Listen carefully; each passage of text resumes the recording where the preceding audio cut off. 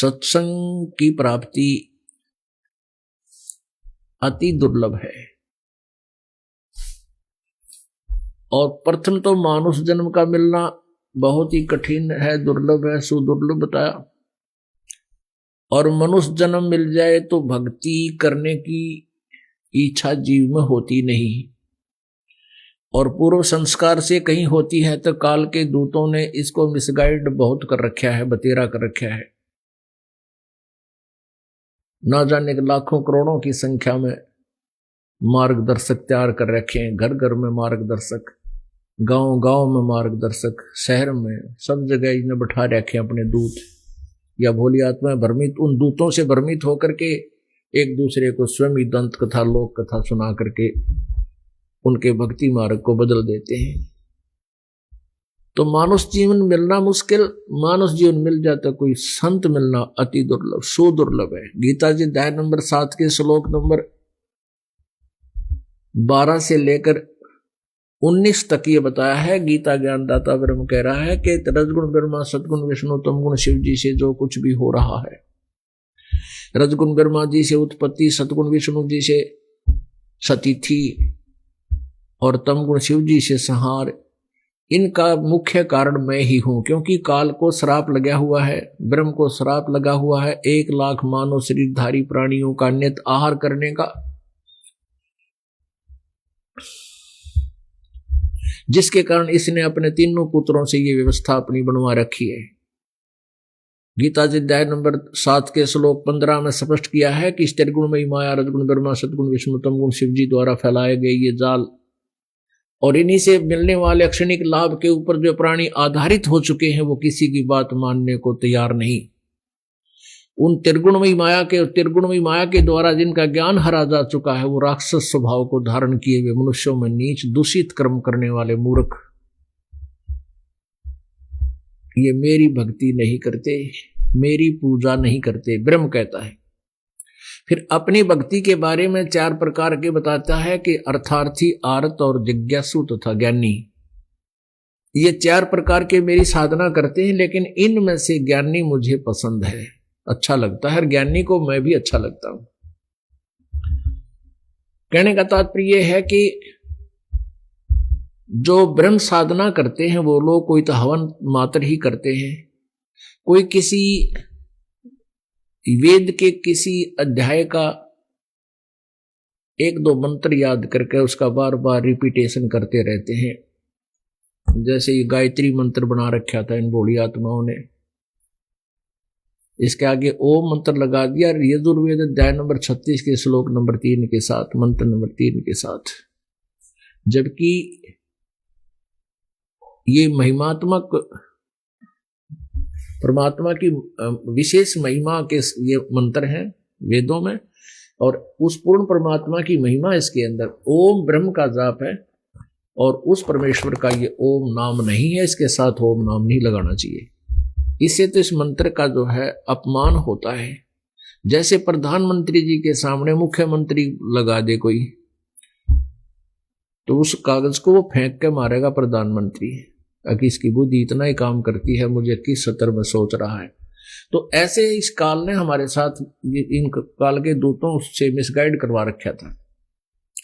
तो कहने का भाव यह है कि अर्थार्थी, आर्थ और जिज्ञासु ये वेदों को उत्तम मानते हैं और वेदों से ही अपने अनुष्ठान किया करते हैं, लेकिन ये भी फेल है। क्योंकि अर्थार्थी तो केवल धन वृद्धि के लिए ही वेदों के मंत्रों से अनुष्ठान किया करते हैं, आरत अपने संकट निवारण के लिए वेदों के मंत्रों से ही अनुष्ठान करते हैं। जिज्ञासु वेदों के मंत्रों को जैसे वो समझाया किसी से सुना। जिज्ञासु होता है जो परमात्मा की चाह में घर भी त्याग दे, जगह जगह भटकता है, या वैसे किसी से ज्ञान चाहता है तो उसको जैसे कोई संत मिला उनसे ज्ञान ग्रहण किया और ज्ञान ग्रहण करके स्वयं वक्ता बन गया। जिज्ञासु ये तीनों फेल बता दिए गीता ज्ञानदाता ने, ये रिजेक्टेड है, ये परमात्मा प्राप्ति नहीं कर सकते। चौथा बताया कि ज्ञानी आत्मा वो होती है जिसको ये पता लग गया कि मनुष्य जीवन का मूल उद्देश्य परमात्मा प्राप्ति, आत्म कल्याण है। दूसरा, उनको अध्यात्म ज्ञान से ये पता लग गया कि केवल एक परमात्मा ही पूजा के योग्य है, अन्य देवताओं की पूजा नहीं करनी चाहिए। तो उन ज्ञानी आत्माओं ने इसी दृष्टिकोण से वेदों को पढ़ा, जैसा वो समझ सके उनको निष्कर्ष निकाल लिया उनका कि एक परमात्मा की भक्ति से मोक्ष होगा, अव्यभिचारिणी भक्ति से ही मोक्ष होगा। और उन्होंने निष्कर्ष निकाल लिया। यजुर्वेद अध्याय नंबर 40 के मंत्र 15 में स्पष्ट लिखा है कि ओम कर्तु समर किलबे समर कर्तुम समर, अंतिम सांस तक भस्मांतम शरीरम वायु अनिलम अथ इदम भस्मांतम शरीरम। ओम कर्तु समर किलबे समर और कर्तुम समर। ओम नाम का जाप काम करते करते सिमरण करो, विशेष कसक के साथ सिमरण करो। मनुष्य जीवन का मूल उद्देश्य मानकर ओम का जाप करो। तो उन ऋषियों ने ओम मंत्र को फाइनल मान लिया, पूर्ण परमात्मा का, एक भगवान का, एकम। जिस कारण से उन्होंने ओम नाम के जाप का खूब ओम मंत्र का खूब जप किया। साथ में एक समय जब सृष्टि इस काल ने प्रारंभ की एक ब्रह्मांड की, तो ब्रह्मा को अपनी पत्नी दुर्गा से उत्पन्न करके उसको बेहोश रखा जब तक वो युवा हुआ। युवा होने पर उसको कमल के फूल पर रख दिया, वहां उसको सचेत कर दिया। ब्रह्मा जी ने देखा आसपास सब जगह जल ही जल है, कमल ही कमल दिखाई दे रहा है, अब क्या करूं। आकाशवाणी कर दी काल ने कि तप करो तप करो तप करो। 1000 वर्ष तक ब्रह्मा जी ने तप किया, फिर कहा सृष्टि करो। तो ब्रह्मा जी को फिर बाद में वेद दिए काल ने, क्योंकि कबीर परमेश्वर जी ने, पूर्ण परमात्मा ने, पूर्ण ब्रह्म ने, परम अक्षर ब्रह्म ने इस ब्रह्म के अंतःकरण में ये 5 वेद फीड कर दिए थे, फैक्स कर दिया इनका। लेकिन इसने क्या चतुरता की कि 5वां जो वेद है उसमें पूरा निर्णायक ज्ञान था कि परमात्मा इस ब्रह्म से भी कोई और है, परम अक्षर ब्रह्म है, उसका ये मंत्र है, उससे ये लाभ होगा। तो इसने वो वेद समाप्त कर दिया और 4 वेद यहां दे दिए मनुष्य को, ब्रह्मा को दे दिए। तो ब्रह्मा जी ने वेदों को पढ़ा तो उसमें ओम नाम मिला। ओम नाम तो वेदों से, और हठ योग तप करना ये आकाशवाणी काल की। ब्रह्मा ने सोच लिया कि पूर्ण परमात्मा की वाणी है, तप करने की आदेश हुआ है, तो इस उन्होंने परमात्मा की वाणी मान ली और तप, और साथ में ये हठ योग शुरू कर दिया। तो इन ज्ञानी अच्छी आत्माओं ने, बुद्धिमान लोगों ने भक्ति में जो गीता, श्रीमद् भगवत गीता अध्याय 7 के श्लोक नंबर 17 में कहा कि ज्ञानी मुझे पसंद है और ज्ञानी को मैं पसंद हूं।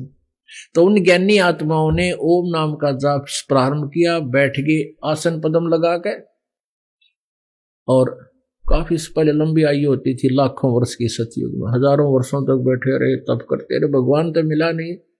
वो तप से तो अलग, जैसे इंसान गेहूं बीजता है, किसान गेहूं बीजता है, तो गेहूं बीजता है तो फल तो बाद में होता है, उससे और बाई प्रोडक्ट बहुत हो जाते हैं, जैसे भूस बन गया। तो ऐसे ही उन्होंने जो भक्ति का यथार्थ तरीका नहीं मिला, मूल मंत्र नहीं मिला, जिस कारण से उनको सिद्धियां प्राप्त होगी। अब सिद्धियां प्राप्त हो जाने से उन्होंने परमात्मा मिला नहीं, क्योंकि वो कंप्लीट मंत्र उनके पास नहीं था। जैसा श्रीमद् भगवद गीता अध्याय नंबर 17 के श्लोक नंबर 23 में कहा कि उस सच्चिदानंद घन ब्रह्म ने, तो उसके प्राप्ति का ओम तत्सत ये 3 मंत्र का जाप है। ओम तो ब्रह्म का है, और तत् ये परब्रह्म का है, और सत ये परम अक्षर ब्रह्म का है। तत् और सत ये दोनों सांकेतिक मंत्र हैं। इनको ये दास के अतिरिक्त कोई नहीं बता सकता, ना ही इनको कोई दान कर सकता, दे सकता अधिकारी नहीं है। तो इस कारण से वो पूर्ण परमात्मा का कंप्लीट मंत्र ना होने से, पूर्ण मंत्र ना होने से, यथार्थ मंत्र जाप ना होने से इन ऋषियों को परमात्मा प्राप्ति नहीं हुई। और काल भगवान ने कसम खाई है, प्रतिज्ञा कर रखी है कि मैं किसी भी जप से, किसी भी तप से, और न ही वेदों वर्णित विधि से, किसी यज्ञ अनुष्ठान के माध्यम से मैं किसी को दर्शन नहीं दूंगा, मेरे दर्शन नहीं कर सकता। जिस कारण से उसने अपने प्रतिज्ञावश किसी को दर्शन नहीं दिए अपने ओरिजिनल रूप में। लेकिन ऋषियों ने जो हठ योग करके साधनाएं मेडिटेशन किया तो किसी को ब्रह्मा रूप में दर्शन दे दिए, किसी को विष्णु रूप में, अपने पुत्रों के रूप में, किसी को शिव रूप में। तो उन ऋषियों ने फाइनल यही मान लिया कि ये ब्रह्मा विष्णु महेश जो तीनों देवता हैं यही भगवान है। जबकि काल अपनी प्रतिज्ञावश अपने ओरिजिनल बॉडी में, अपने ओरिजिनल आकार में, वास्तविक आकार में दर्शन किसी को नहीं देता। इसका प्रमाण है गीता जी अध्याय नंबर 11 के श्लोक 47-48 में कि अर्जुन, मेरा ये वास्तविक रूप है, ये विराट रूप जो मैं तुझे दिखा रखा हूं, ये मेरा काल रूप है। इसको 1000 भुजा भी मैं कर सकता हूं, और 4 भुजा भी कर सकता हूं, और 2 भुजा में भी मैं रहता हूं। लेकिन इस रूप के मेरे दर्शन कोई किसी भी न यज्ञ से, न तप से, न वेदों वर्णित विधि से कोई नहीं कर सकता, मेरे देख नहीं सकता। इति सिद्धम के न वेदों वर्णित विधि से, न किसी जप से, न तप से, न क्रियाओं से परमात्मा प्राप्ति नहीं है, उसे अन्य सिद्धियां हो जाती है। तो इस आधार से गीता ज्ञानदाता गीता अध्याय नंबर 7 के श्लोक नंबर 18 बताता है कि ये ज्ञानी आत्मा है तो अच्छी, नेक है, उद्धार है, परंतु ये मेरे वाली घटिया साधना में ही व्यस्त रही, लीन रही, क्योंकि इनको तत्वदर्शी संत नहीं मिला। उस वासुदेव के बारे में यथार्थ जानकारी देने वाला कोई भी संत इन्हें मिला नहीं, और जिस कारण से ये साधना करके भी मेरे वाली अनुतम गति में ही आश्रित रहे, यहीं पर तक सीमित रहे। अपने आत्मा श्रीमद् भगवद गीता अध्याय नंबर 7 के श्लोक 19 में फिर स्पष्ट किया है, बहुनाम जन्मानाम अन्ते ज्ञानवान माम प्रपद्यते। बहुनाम जन्मानाम अन्ते, बहुत बहुत जन्मों के अंत के जन्म में, और ज्ञानी आत्मा, ये ज्ञानवान यानी ज्ञानी आत्मा ब्रह्म साधना करते हैं। नहीं तो कोई देवता की पूजा, कोई किसी पूजा, कोई किसी तरह की साधना या करते ही नहीं। कोई अन्य देवताओं की त्रिगुण माया की, ब्रह्मा विष्णु महेश तक की साधना तक ही सीमित रहते हैं। कोई एक आध ज्ञानी आत्मा किसी अंत के जन्म में मेरी साधना, ब्रह्म साधना करता है। और वासुदेव सर्वमिति, वासुदेव सर्वमिति सहमात्मा सुदुर्लभ है। अपने आत्मा एक ये, क्योंकि ये सदग्रंथ है और इनके अंदर एक एक अक्षर, पंक्ति में एक एक अक्षर का भी अलग अलग से महत्व होता है। ये किसी सिंपल कवि के बनाई हुई कविताएं नहीं है, ये गॉड गिवन है ये ज्ञान, और इसको हमने समझन में भूल कर दी, इस कारण से हम भटक रहे हैं। इसमें बताया है कि पहले तो तीनों देवताओं की भक्ति को रिजेक्ट किया गीता ज्ञानदाता ने, ब्रह्मा विष्णु महेश, रजगुण ब्रह्मा, सतगुण विष्णु, तमगुण शिव जी की भक्ति को। फिर अपनी को भी उनसे कुछ अच्छी बताते हुए भी कहा वो भी ठीक नहीं। क्यों ठीक नहीं? क्योंकि गीता अध्याय नंबर 4 के श्लोक नंबर 5 में और 9 में गीता ज्ञानदाता स्वयं कहता कि अर्जुन, मेरे और तेरे बहुत जन्म हो चुके हैं, तू नहीं जानता, मैं जानता हूं। मेरे जन्म और कर्म दिव्य हैं, अलौकिक है। गीता अध्याय नंबर 2 श्लोक 12 में गीता ज्ञानदाता कहता है कि अर्जुन, तेरे और मेरे और इन सभी सैनिकों के पहले भी जन्म थे, आगे भी होंगे, ये ना समझ के हम वर्तमान में ही हैं और पहले ना थे। तो इससे सिद्ध है कि गीता ज्ञानदाता कहता है कि मेरे और तेरे जन्म पहले भी हो लिए, आगे भी होंगे, और जब तक जन्म मृत्यु है पुण्यात्मा सुखी प्राणी नहीं हो सकता। ये दीर्घ रोग है। गीता अध्याय नंबर 8 के श्लोक नंबर 13 में गीता ज्ञानदाता कहता है कि ओम इति एक अक्षरम ब्रह्म व्यवहारण माम अनुसमरण ये प्रियाति तदंदेहम सयाति परमाम गतिम। मेरा एक ओम नाम है, एक अक्षर ओम मंत्र है। माम ब्रह्म मुझ ब्रह्म का केवल एक ओम मंत्र है। उच्चारण करके सिमरण करता हुआ जो शरीर छोड़कर जाता है वो मेरे वाली परम गति को, यानी ओम नाम से मिलने वाली जो श्रेष्ठतम सबसे उत्तम, जो सबसे ओम नाम से मिलने वाली जो उच्च गति है उसको प्राप्त करता है। ओम नाम से क्या होगा? ब्रह्म लोक प्राप्ति होती है। ब्रह्म की साधना से ब्रह्म प्राप्ति नहीं होती, ब्रह्म लोक प्राप्त होता है, जिसे महास्वर्ग भी कहते हैं। गीता जी अध्याय नंबर 8 के श्लोक नंबर 16 में बताया कि ब्रह्म लोक पर्यंत ये सभी लोग पुनरावर्ती में हैं, यानी ब्रह्मलोक में गए हुए प्राणी भी, वो पुण्यकर्मी प्राणी भी पुण्यक्षी न होने पर वो फिर वापस उल्टे मृत लोक पर आएंगे, पशु पक्षी योनियों में अन्य कर्म संस्कार अनुसार भोगेंगे और नरक में भी जाएंगे।